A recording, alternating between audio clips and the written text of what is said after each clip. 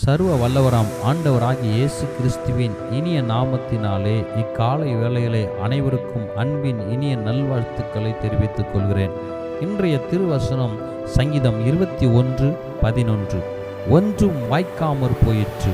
அன்புக்குரியவர்களே, பொல்லாத உலகத்தில் வாழ்ந்து கொண்டிருக்கிறோம். ஒரே குடும்பத்தை சேர்ந்தவர்களாக இருப்பார்கள். ஆனால் அவர்களுக்கு அவர் வீட்டாரே சத்துருவாய் இருக்கிறதை பார்க்கிறோம். சத்துருக்கள் எவ்வளவாய் பெருகி இருக்கிறார்கள். கூடவே இருந்து குழி தோண்டி புதைக்கும் உலகம், கூடவே இருந்து முதுகில் குத்தும் நபர்கள், கூடவே இருந்து துரோகம் செய்யும் பொல்லாத மனிதர்கள், இவைகள் எல்லாமே ஒரே காரணத்துக்கு மட்டுமே, பொறாமை.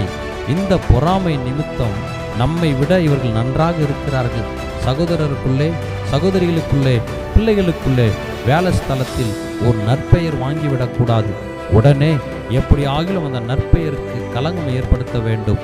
தொழிலில் போட்டி, படிப்பில் போட்டி, பணத்தில் போட்டி, இடத்தில் போட்டி. இது நிமித்தம் இந்த பொறாமை என்ற ஆமை நுழைந்தவுடன் வஞ்சகம், சூதுவாது, கெட்ட எண்ணம், கெட்ட யோசனை திட்டமிடப்பட்டு அந்த நன்றாக இருக்கும் அமைதியாய் யாருக்கும் தீங்கு நினையாத குடும்பத்துக்கு விரோதமாய் எழும்பி எதையாகிலும் பண்ணி அவர்களை கெடுத்துவிட வேண்டும்.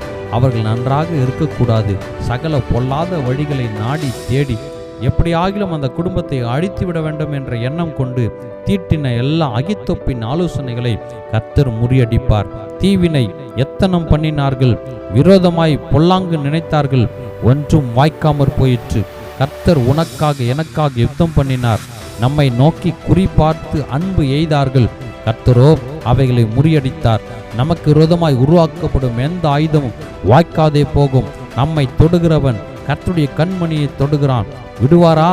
நமக்கு விரோதமாய் ஒரு பக்கத்தில் வரலாம், 7 வழியில் தலை திரித்து கர்த்தர் ஓட செய்வார். இயேசுவின் இரத்தத்தில் உயிர்த்தெழுந்த வல்லமையுள்ள நாமத்தில் ஒன்றும் வாய்க்காமற் போகும்.